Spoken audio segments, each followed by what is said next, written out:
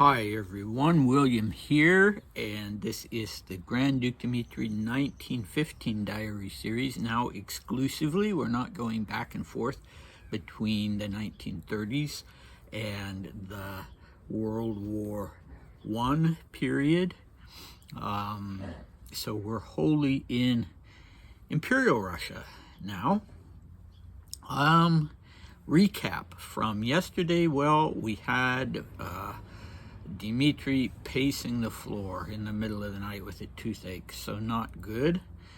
Uncle Kostya, Grand Duke Konstantin Konstantinovich, was dying. He would indeed die. We're up to the 13th today, and I believe he died on the 15th. And that news was brought to Dmitri by a cousin of his, Yelena, what was it, Alexandra? No, Georgievna, Duchess of Oldenburg. And, you know, Dmitri, he's not really expressing himself emotionally in these diary entries. And there's nothing strange about that because he hadn't started doing that yet. He would start doing that after the revolution, when every 10 days he would write a more sort of intimate diary entry about what he was feeling and so on and so forth. Well, he's just not doing that yet. But, you know, I assume he was very fond of Uncle Kostya, even if he didn't see much of him, because Konstantin Konstantinovich and his wife had been very concerned about Dmitri and Maria after Grand Duke Sergei's death, and trying as much to integrate them into their own family when they could. They didn't have custody of them. But, you know, Dmitri's a little detached at the moment. The diary thing aside, he's kind of just putting a distance between himself and everything at the moment. So we had Maria's departure. She was going back to her volunteer job in the hospital in Pskov. And we had the doctor, Dr. Polyakov, giving Dmitri permission to go out and have some fun before he had the next surgery on his deviated septum. Okay, our cast today, we have Dmitri Sheremetyev and Sergei Dolgoruki, so two very well-known people in the court, in the suite, in Imperial Russia.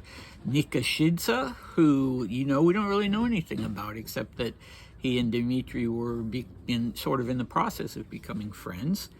And a man named Kristianov in relation with Dolgoruki, and I don't know who he is, and Natasha and Alexandra don't know who he was.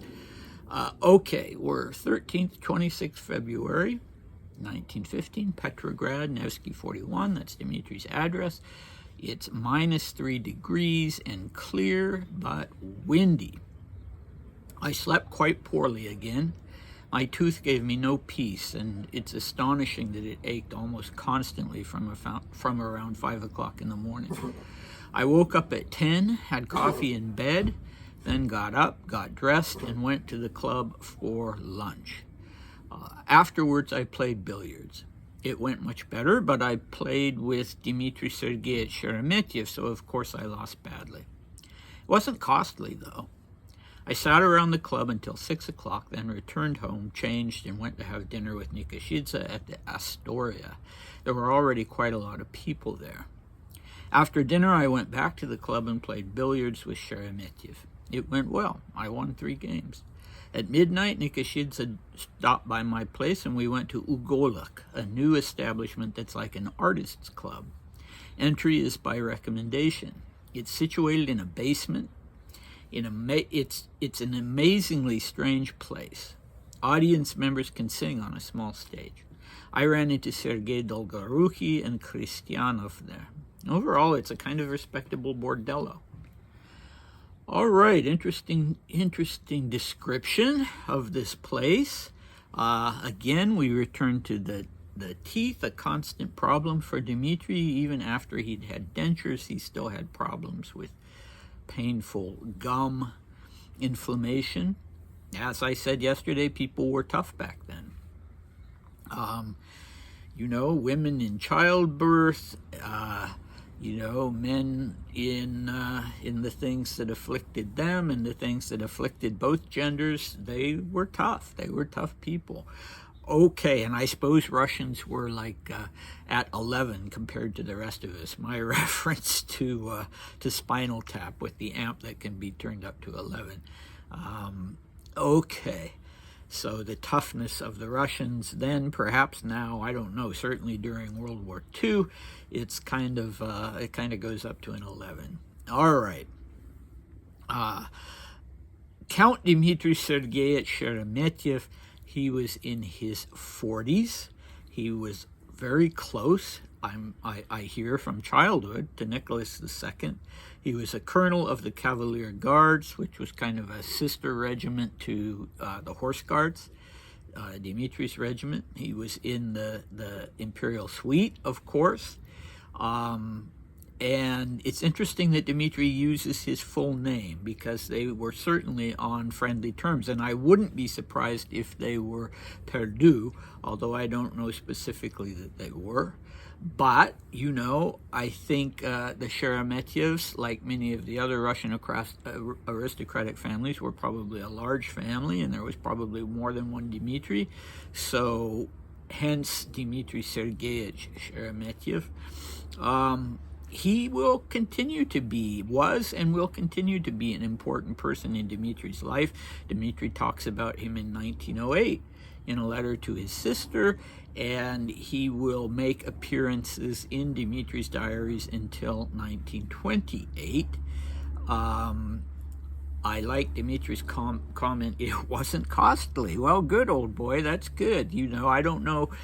He could afford it at this point. He was he was blowing a lot of money gambling, and later on he wouldn't be able to afford it. But anyway, in this instance, it was not costly. I guess they were playing for small stakes. Then he's off to the Astoria Hotel with Nikashidze, his new buddy. A very grand hotel, 5-star to this day. You can go there, and it's not expensive nowadays. So I looked it up quickly and saw that, you know, if I wanted to fly to St.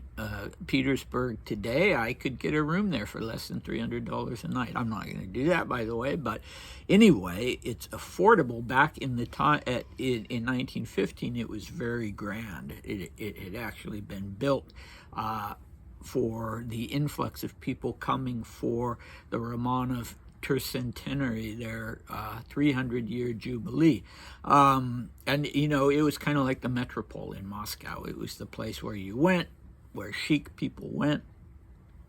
So they go there for dinner, and then Dmitri goes back to his club, plays more pool with Sheremetyev. He's going well. He's pretty pleased with himself. Apparently, Sheremetyev was the one to beat when it came to billiards.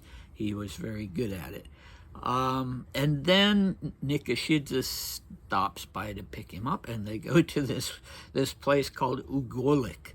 So here's what I found. I couldn't find anything online in English, so I looked at Russian sources, and so here's what I found. This is a translated quote.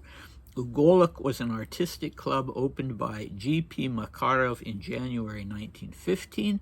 It was in the Passage building with an entrance on Italian Street 19. It represented itself as a cabaret.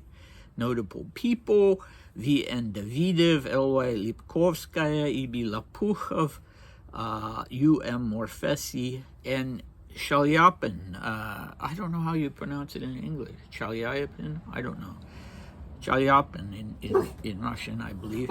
He was singing there in February 1915, and so you get the idea. All of these people, well, some of them are quite obscure now, but all of them were performers, were dancers, singers, musicians, various kinds of performers. Lipkovskaya and Chaliapin were or would be both mentioned in Dmitri's diaries. When he says that it's entry by recommendation, I'm not sure exactly what he means by that.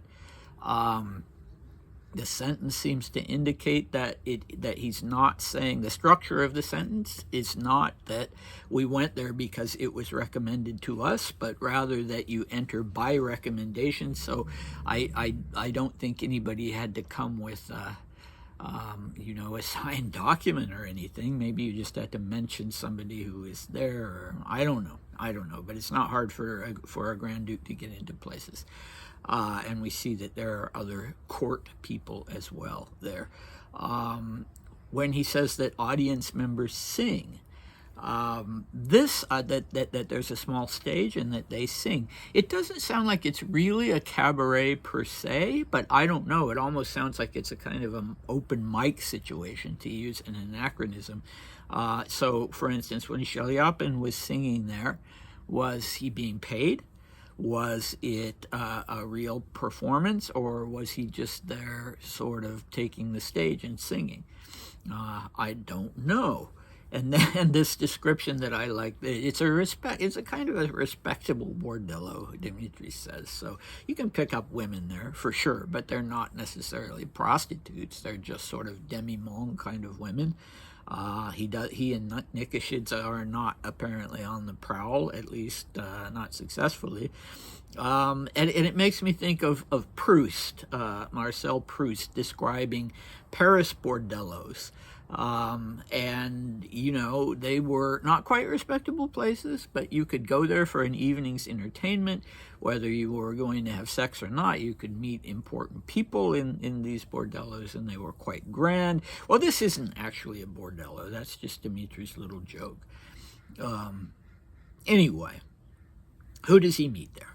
Prince Sergei Alexandrovich Dolgoruki, in his 40s, a member of the suite, very prominent at court, attached to the Dowager Empress, and I believe that he was, I don't know when this started, but I believe that he was the sort of lover or significant other of Grand Duchess Ksenia. Any of you who know more than I do about her can correct me if I'm wrong about that, but her husband, Alexander Sandro, was, of course, a philanderer. And, she probably actually had more stability with Dolgoruki. So, yeah, if she had in her life a person who really loved and cared about her, then good for her. Okay, Christianov, I have no idea. Again, Natasha and Alexandra weren't able to track him down either, but he was there with Dolgoruki. So, it's interesting. It's not...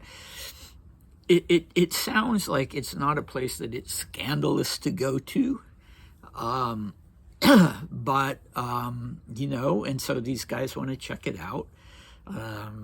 These various courtiers and aristocrats, they want to check the place out. It's new, really new. As I said in the quote, it was only opened in January 1915. So, they ran into each other. What do we have next time? Well, this is Dmitri's second day of liberty from his home confinement with the recuperation from the first operation, the tonsillectomy.